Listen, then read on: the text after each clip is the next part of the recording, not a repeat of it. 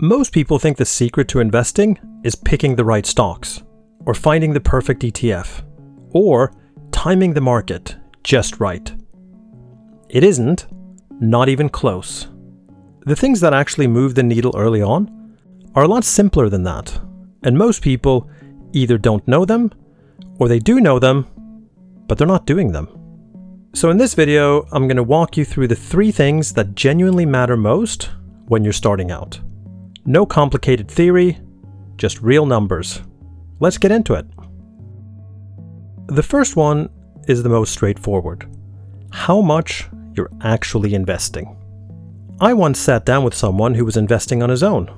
He had built up around $120,000 in assets. After extensive research, he had found what he deemed the ideal ETF. But when we sat down and looked at what was actually invested, it was only $5,000. The rest was sitting in cash, earning next to nothing, and losing value to inflation. In his words, he didn't want to take too much risk. In other words, less than 5% of his money was actually being invested. That means, even if he was getting a 10% return on that money, that would mean only 0.5% added to his overall assets. The amount you put in matters more than anything else. Here's a real example. Say person A invests $1,000 a month and gets a 7% annual return.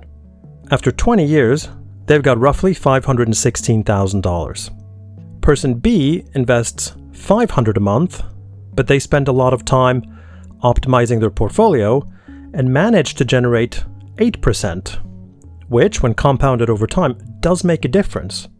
After 20 years, though, person B ends up with $294,000. Person A invested more and ended up with $222,000 more in this example, despite the lower return.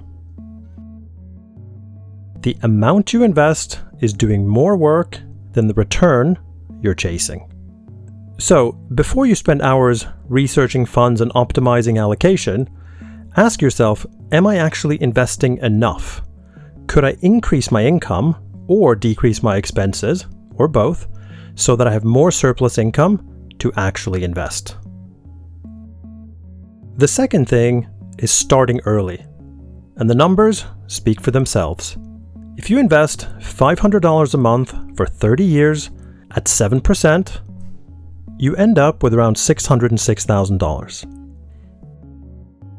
If you started 10 years earlier, same $500 a month, same 7% growth rate, so 40 years in total, you'd end up with around $1,313,000. Same monthly amount, same investment return, just 10 more years, and you've more than doubled the outcome.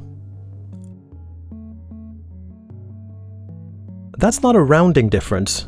That's $700,000 in this example, generated by time, not by picking better investments. Now obviously, the best time to start was 10 or even 20 years ago. The second best time is now. Don't wait until everything feels perfect, because it never does. It's so important to get started. And the third one, fees. This is the one that consistently surprises people, because the numbers are shocking until you actually see them. A 1% annual fee doesn't sound like much. It really doesn't. Here's what it actually costs you.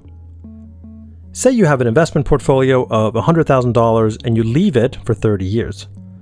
At 8%, that grows to just over $1 million. At 7%, which is what a 1% annual fee effectively costs you, you end up with $761,000. Over 30 years, that 1% quietly reduced your final value by $245,000. With fees of 2%, you end up with around $574,000. You've essentially given away $432,000, nearly half of your original ending value, in fees. The market didn't take that money. Fees did. Every single year. Now, that's not to say you should never pay fees. Even a simple index fund or ETF carries a small expense ratio. And some people genuinely benefit from working with a professional advisor. The guidance, the accountability, the planning, tax optimization, and so forth. And that can be worth the cost. The point isn't to avoid all fees at all costs. The point is, know what you're paying and know what you're getting for it. If the fee adds real value to your situation, that might be a reasonable trade-off. Fees are a big enough topic that I'll do a dedicated video on them. Expense ratios, wrapper fees, advice costs, and how to evaluate them. For now, just make it a habit to check what you're paying. So, to recap. 1. How much you invest matters more than where you invest it. 2. Starting early matters more than finding the perfect strategy. And 3. Fees compound just like returns do. Know what you're paying and reduce when possible.